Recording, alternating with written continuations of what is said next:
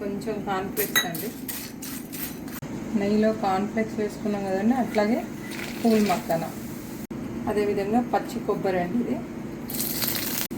ఇందులోనే కొన్ని చిన్న గిన్నెడు కిస్మిస్ అండి, చాలా కొద్దిగా సాజీరా వేసుకోవాలండి, అదేవిధంగా పత్తా, ఒక లవంగా, ఇది ఫ్లవర్ ఉంటుంది కదండి అదొకటి, ఇదిగోండి ఉల్లాకు ఇలా ఫ్రై చేసుకోవాలి. కొంచెం నెయ్యి వేసాం కదా, ఇప్పుడు ఉల్లాకు ఇట్లా ఫ్రై చేసుకోవాలి. కొన్ని పచ్చిమిరపకాయలు వేసుకోవాలండి. ఇది బాస్మతి రైస్ అండి, ఇంకా కొంచెం పసుపు, నెయ్యి, ఉప్పు కొంచెం వేసి ఉడకబెట్టింది అనమాట. కొంచెము గరం మసాలా కావాలంటే వేసుకోవచ్చు, లేదంటే స్కిప్ చేయండి.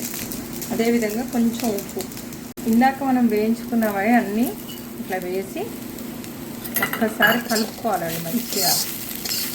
ఇంకా స్టవ్ ఆఫ్ చేసుకోవాలి. ఇప్పుడు ఇవన్నీ ఇట్లా గార్నిష్ చేసుకొని ప్లేట్ ఇప్పుడు చేయొచ్చు, ఇట్లా చేయొచ్చు.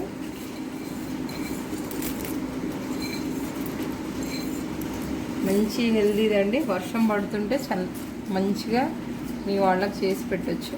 ఈ రైస్లో ఒక రకం చేసి చూడండి.